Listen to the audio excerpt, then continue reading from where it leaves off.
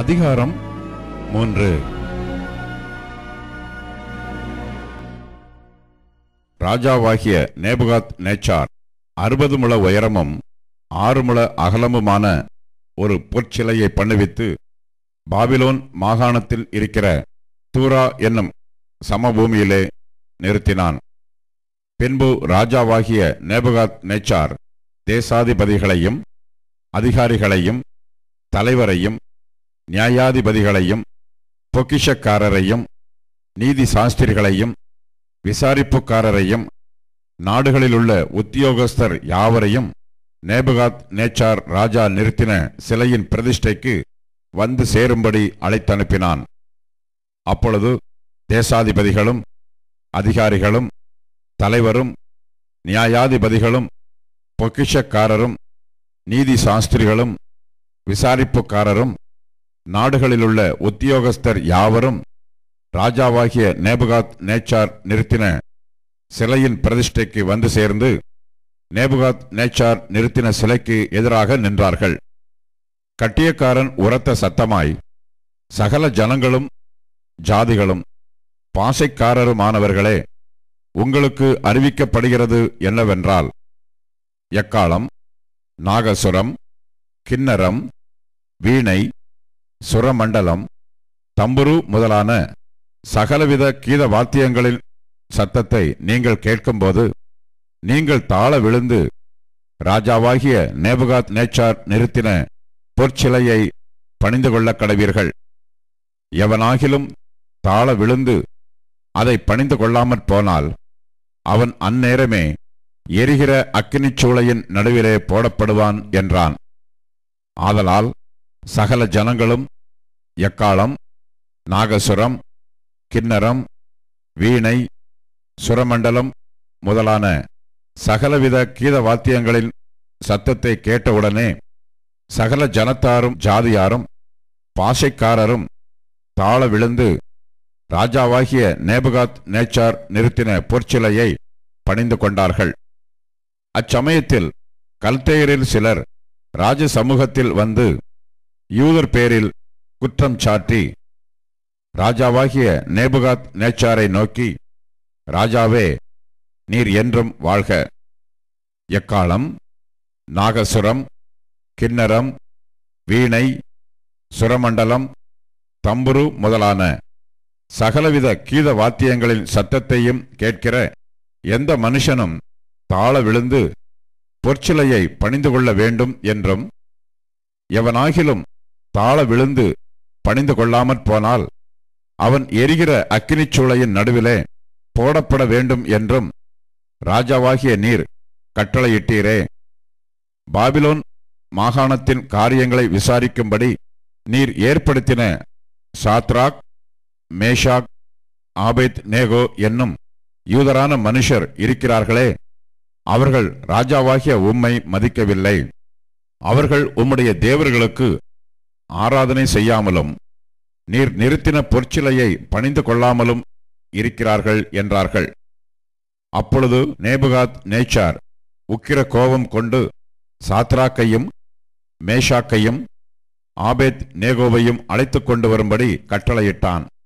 அவர்கள் அந்த புருஷரை ராஜாவின் சமூகத்தில் கொண்டு வந்து விட்டபோது நேபுகாத் நேச்சார் அவர்களை நோக்கி, சாத்ராக், மேஷாக், ஆபேத் நேகோ என்பவர்களே, நீங்கள் என் தேவர்களுக்கு ஆராதனை செய்யாமலும் நான் நிறுத்தின பொற்சிலையை பணிந்து கொள்ளாமலும் இருந்தது மெய்தானா? இப்போதும் எக்காளம், நாகசுரம், கின்னரம், வீணை, சுரமண்டலம், தம்புரு முதலான சகலவித கீத வாத்தியங்களின் சத்தத்தையும் நீங்கள் கேட்கும்போது தாழ விழுந்து நான் பண்ணி வைத்த சிலையை பணிந்து கொள்ள ஆயத்தமாயிருந்தால் நல்லது. பணிந்து கொள்ளாமல் இருந்தீர்களே ஆகில் அந்நேரமே எரிகிற அக்கினிச் சூளையின் நடுவிலே போடப்படுவீர்கள். உங்களை என் கைக்கு தப்புவிக்கப் போகிற தேவன் யார் என்றான். சாத்ராக், மேஷாக், ஆபேத் நேகோ என்பவர்கள் ராஜாவை நோக்கி, நேபுகாத் நேச்சாரே, இந்த காரியத்தை குறித்து உமக்கு உத்தரவு சொல்ல எங்களுக்கு அவசியமில்லை. நாங்கள் ஆராதிக்கிற எங்கள் தேவன் எங்களை தப்புவிக்க வல்லவராயிருக்கிறார். அவர் எரிகிற அக்கினிச் சூளைக்கும் ராஜாவாகிய உம்முடைய கைக்கும் நீங்களாக்கி விடுவிப்பார். விடுவிக்காமற் போனாலும் நாங்கள் உம்முடைய தேவர்களுக்கு ஆராதனை செய்வதுமில்லை, நீர் நிறுத்தின பொற்சிலையை பணிந்து கொள்வதுமில்லை என்கிறது ராஜாவாகிய உமக்கு தெரிந்திருக்க கடவது என்றார்கள். அப்பொழுது நேபுகாத் நேச்சாருக்கு கடும் கோபம் உண்டாகி சாத்ராக், மேஷாக், ஆபெத் நேகோ என்பவர்களுக்கு விரோதமாய் அவனுடைய முகம் வேறுபட்டது. சூளையை சாதாரணமாய் சூடாக்குவதை பார்க்கிலும் 7 மடங்கு அதிகமாய் சூடாக்கும்படி உத்தரவு கொடுத்து சாத்ராக், மேஷாக், ஆபெத் நேகோ என்பவர்களை எரிகிற அக்கினிச் சூளையிலே போடுவதற்கு அவர்களை கட்டும்படி தன் இராணுவத்தில் பலசாலிகளாகிய புருஷருக்கு கட்டளையிட்டான். அப்பொழுது அவர்கள் தங்கள் சால்வைகளோடும் நிசார்களோடும் பாகைகளோடும் மற்ற வஸ்திரங்களோடும் கட்டப்பட்டு எரிகிற அக்கினிச் சூளையின் நடுவிலே போடப்பட்டார்கள். ராஜாவின் கட்டளை கடுமையாய் இருந்தபடியினாலும் சூளை மிகவும் சூடாக்கப்பட்டிருந்தபடியினாலும் அக்கினி ஜுவாலையானது சாத்ராக், மேஷாக், ஆபெத் நேகோ என்பவர்களை தூக்கிக் கொண்டு போன புருஷரை கொன்று போட்டது.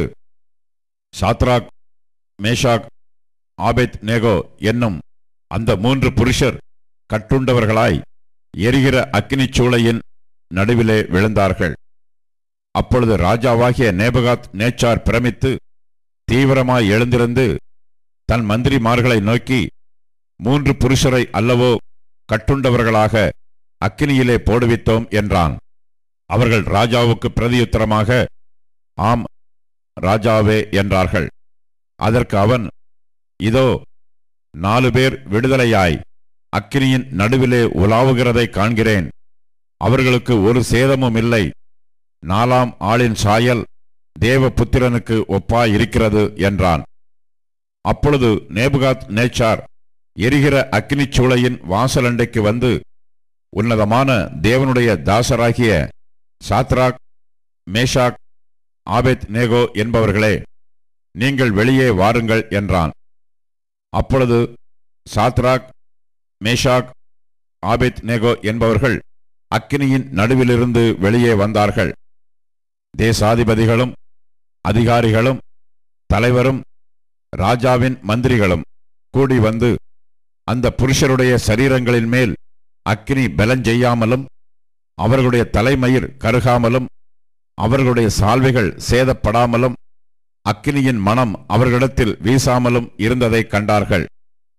அப்பொழுது நேபுகாத் நேச்சார் வசனித்து, சாத்ராக், மேஷாக், ஆபெத் நேகோ என்பவர்களுடைய தேவனுக்கு ஸ்தோத்திரம்.